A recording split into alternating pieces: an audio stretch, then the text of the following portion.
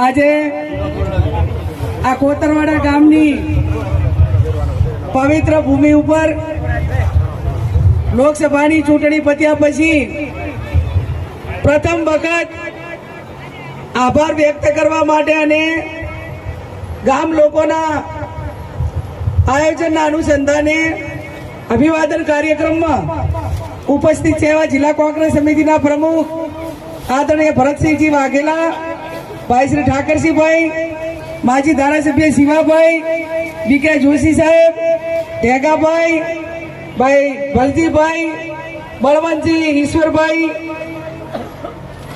વરિષ્ઠ સૌ સ્ટેજ ઉપર બિરાજમાન આગેવાનો, કોતરવાડા ગામના આમંત્રણને માન આપીને વધારેલ સૌ મહેમાનશ્રીઓ, વડીલો, યુવાન ભાઈઓ અને સમગ્ર કોતરવાડા ગામના સૌ વરિષ્ઠ આગેવાનો, વડીલો, યુવાન ભાઈઓને માતૃશક્તિ આપ સૌ મીડિયાના ભાઈઓ, સૌ પ્રથમ તો આપ સૌનો હૃદયપૂર્વક આભાર માનું છું અને સ્ટેજ ઉપર બિરાજમાન સૌ કોંગ્રેસના વરિષ્ઠ આગેવાનોનો જેમણે યોદ્ધા તરીકે રાત દિવસ મહેનત કરીને કોતરવાડા ગામને ગૌરવ અપાવ્યું એ બદલ કોતરવાડા ગામ વતી સ્ટેજ ઉપર બિરાજમાન સૌનો હૃદયપૂર્વક આભાર માનું છું.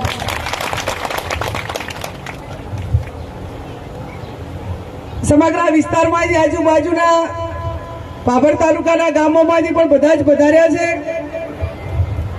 લોકસભાનું સત્ર 24 તારીખે ચાલુ થાય છે. પત્યા પછી દરેક તાલુકા વાઇઝ કાર્યક્રમ રાખવાનો છે. પણ આ વખતે શરૂઆત કોતરવાડાથી કરી હતી. પહેલી જુવારું માગવાની એટલે કીધું દીતીને પણ પહેલા ઘરે જઈએ ને પછી આખા જિલ્લામાં કાર્યક્રમો કરીએ. એટલે જુવારું ખૂબ સારું આવ્યું છે 18 વર્ષ પછી. એટલે ખૂબ એટલે રાજપે ભાઈ ભાગ કરતા પણ ઘણું હાર્યું છે. હૃદયપૂર્વક ખૂબ આભાર માનું છું. આખા વિસ્તારમાં પ્રચારમાં ગઈ ત્યારે આ વિસ્તારમાં બધે જ મેં કીધું હતું કે હું આ કુવાસી તરીકે નહીં પણ એક ભવર તરીકે તમારી પાસે જુવારું માગવા આવી છું. વિવેકપૂર્વકની વાત અને વિવેકપૂર્વકનો જ્યારે આદર મળ્યો હોય ત્યારે ભાઈ ઠાકરસિંહભાઈએ કહ્યું કે આ ગૌરવ એ સમગ્ર બનાસકાંઠાની 18 આલમ 36 કોમે, ચાહે ઠાકોર સમાજ હોય કે કોતરવાડા ગામ હોય, તમને બીજા સમાજોએ મોટા કર્યા છે. 18 આલમ 36 કોમે તમે 5 વર્ષે જ્યાં સુધી આ તમામનું ઋણ ના ઉતરે ત્યાં સુધી, આ 5 વર્ષ તો નહીં પણ પ્રસંગોપાત જ્યારે પણ બીજા સમાજનું ઋણ અદા કરવાનું હોય ત્યારે ઠાકોર સમાજની કોતરવાડાની વિશેષ જવાબદારી થાય છે.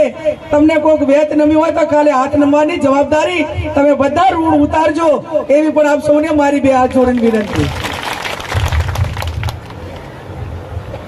રાજકારણ એક ચડાવ ઉતારનો ભાગ છે. હાર જીત એ પણ એક લોકશાહીનો ભાગ છે. પણ આ ચૂંટણી એ અનેક પડકારો સામે બનાસકાંઠાના ગરીબ ને મધ્યમ વર્ગના લોકો લડ્યા છે. ઠાકોર સમાજ તો લડે, એમને પોતાનો સમાજ હોય, પ્રસંગ હોય, પહેલી વખત ટિકિટ મળી હોય, પણ ઠાકોર સમાજ બીજા સમાજ પાસે જ્યાં જઈને વિનંતી કરી કે અમને પહેલી વખત ટિકિટ મળી છે, અમે તમને 75 વર્ષ સુધી વોટ આપ્યા છે અને ભવિષ્યમાં પણ આપશું. એક પણ સમાજે ઠાકોર સમાજને ખાલી હાથે નથી મૂક્યો. જે મળે એની જેટલી બને એટલી મદદ એ ઠાકોર સમાજની વિનંતીને ગ્રાહ્ય રાખીને બીજા સમાજે કરી છે. ત્યારે આપ સૌને મારી વિનંતી કે રાજકારણ એક લાંબા સમય એક આ સમીકરણ કાયમી રહે અને અમે તો આપણે બધા એ લોકશાહીને માનવા વાળા. આપણે 30,000 વોટે જીત્યા પણ 1.5 લાખથી વધારે વોટે જીતવાના હતા. સામે સંસાધનો હોવાના કારણે, વહીવટી તંત્ર એમના હાથમાં હોવાના કારણે ચૂંટણી લડતો સમાજ રાજકીય રીતે ખૂબ કુશળ હોવાના કારણે ક્યાંક દબાવની રાજનીતિને આગળ ધરીને જ્યાં એમના ગામ હતા અહીંયા 85 થી 98% વોટ કરાવ્યા. જે ગામોની અંદર બીજા સમાજો રહેતા હતા એમના વતી પણ એમણે વોટ કર્યા. હું અભિનંદન આપું છું કોતરવાડા ગામને કે તમે એ લોકશાહીના દર્શન કરાવ્યા. આજુબાજુ જીબડા હોય, કોતરવાડા હોય, ફાફરાળી હોય, ફૂલપરા હોય, પણ એક વચ્ચે નાનું કોતરવાડા નેરડીમાં 200 વોટ ચૌધરી સમાજના હોય, પણ એને પણ લોકશાહી ઢબે ખુલ્લા દિમાગથી વોટ તમે કરવા આપો એ હું તમને કોતરવાડાને અભિનંદન આપું કે તમે સાચી લોકશાહીના દર્શન કરાવ્યા. એમનો અધિકાર છે વોટ કે આપવા. તો તમે પછી 50 એમ કીધું હોત કે આ વખતે અમારા ઉપર લાગણી રાખો, વોટ કરો અથવા ના કરો, જે કરવું હોય એ કરી શકો, પણ તમે સાચી લોકશાહી ઢબે ચૂંટણી લડ્યા છો.